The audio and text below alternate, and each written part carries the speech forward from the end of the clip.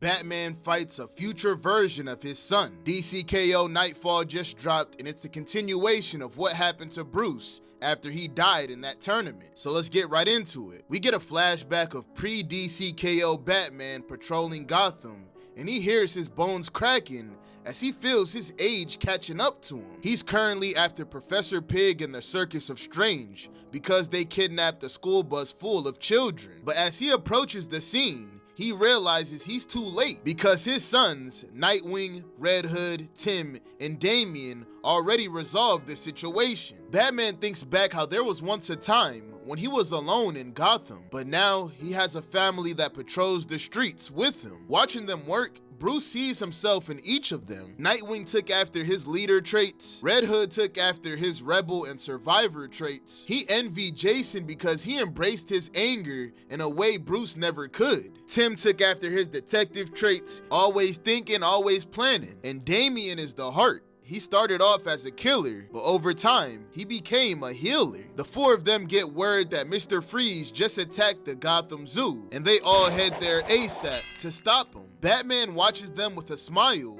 and he wonders, does Gotham even need me? We then jump to the moment Batman was stabbed in the back by Joker. While fading away, he told Clark, remember what I said. Then we see bro got turned into stone, with other heroes like Shazam, Blue Beetle, Black Canary, and Bug Dude. But unlike them, he's not staying like that for long. His chest starts pinging and cracking, and when it shatters, he boom tubed away. Batman's plan worked. You see, while the Justice League were preparing to bring weapons to the tournament to help them, he secretly brought Apocalyptian armor outfitted with a special boom tube that would teleport him back home if he was inactive for too long, so he wouldn't be out the fight if he lost the round. But this Gotham is different from the Gotham he left behind, and he wonders how long he's been trapped for. Did we win and turn Gotham into this? He reports to the Watchtower saying he's back in Gotham, and Mr. Terrific replies. But at that moment, a Robin-a-rang hits his communication device, destroying it. We see that 4 Robins rolled up on him,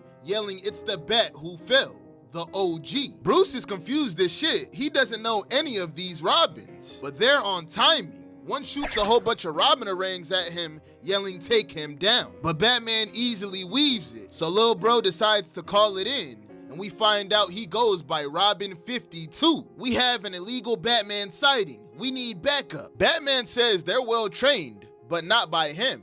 He recognized the style though. The swarm patterns, the speed, aerodynamics of the attacks. He suspects who taught them. More backup pulls up, and Batman notices they're not trying to put him down. They're leading him somewhere, but he wants answers, so he lets them. Batman knows the rooftops of Gotham better than anyone, but something seems off here. He can't figure out what it is. When he looks up, he sees his suspicion on who trained them is correct, because Nightwing as Batman appears above him, yelling, "I warned you, Bruce. If you returned, it would be war." Immediately on timing, he tries to kick Bruce. "Dick, how long ago did we defeat Darkseid? We won the tournament?" "Darkseid? Tournament? What the hell are you talking about? You know what you did. You put yourself in the Lazarus pit." Dick explains that Bruce's body was given up on him, but he refused to give up being Batman. He tried to help, but Bruce rejected him, rejected all of them. They warned him to stop, but then Bruce is like, no, I was in a tournament to end Darkseid, to gain the powers to defeat him and save all of us. Dick clearly doesn't know what the hell Bruce is talking about. He says the Lazarus pit drove you crazy, just like it did Raish, Talia, Jason, and Selina. Bruce is shook like, Selina? He wrapped up Bruce with his grapple and says, whatever tournament you're talking about, it's all in your head. So let me show you what's real, what I made while you were gone. And we see a big ass building called the Bat Tower. Dick Grayson explains that with his leadership skills, he created Robin Incorporated. In this organization, they help anyone that wants to overcome their trauma and become a Robin, just like him. He already built a team with the Titans, so he took that idea and leveled it up. He took the training Bruce gave him and shared it with the world. With his fellow Titans, they created a support system that grew outside of Gotham. in a way Bruce never could. Now Robin Incorporated has a Robin in every major city in the world, run by Babs, Cass, Duke, and Steph. Their numbers are growing every day. The world is far from safe, but Bruce's mission continues. You were always too much of a control freak, Bruce. You didn't like to share, so I did what you couldn't. I trusted others. This is why I kept saying to you, you could stop. You could retire and let your legacy continue with me. And we see old ass Nightwing, who of course is still mogging. After hearing that, Bruce is like, nah, this isn't you, not me. Do you even know yourself anymore, Bruce? This is not what I wanted for you. He didn't want Dick to continue the burden. He wanted him to have his own life. You created your own identity, and I wanted you to keep that. That's cap. You didn't want us to take the burden from you because you refused to give up being Batman, because you know that without it, you ain't shit. Bruce like, damn, maybe that's true, but I have to ask. You've built all this, yet you still have Robins. Would you let any of them become Batman? Dick starts choking on his words. With a determined look, Bruce is like, this isn't right, and I need to find out why. Grayson knows that look, and he tells Bruce, you're not gonna escape again. I'm giving you one chance. Stand down. Bruce squares up. Did you forget who trained you? Grayson squares up too.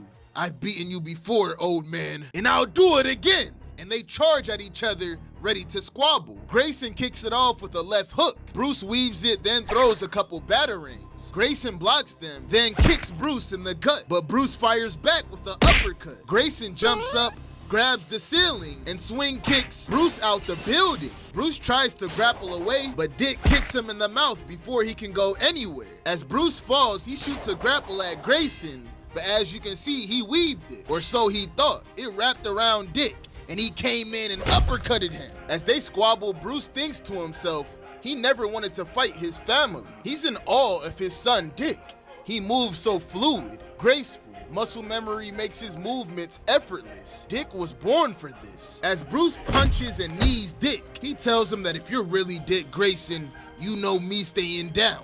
It's impossible. Now let's go. We're finding out what really happened to get me here.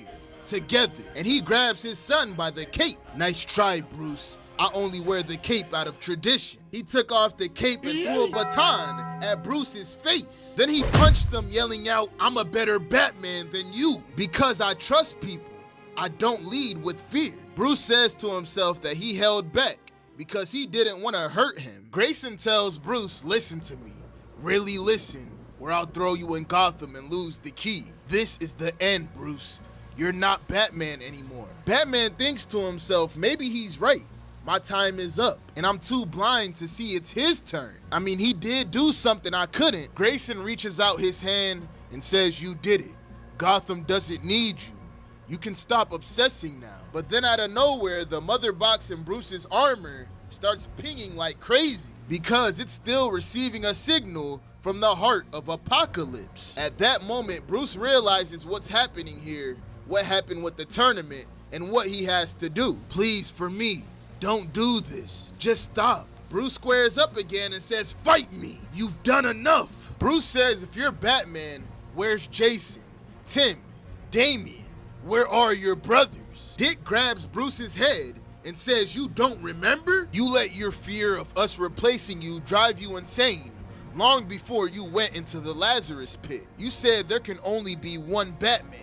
There can only be you. They are not here because you killed them. And as he chokes Bruce, we see the statues of his dead brothers. Unfortunately, that is the end of this issue. Let me know your thoughts on DCKO issue 1 in the comments. And on that note, I'm gonna see y'all boys and girls next time.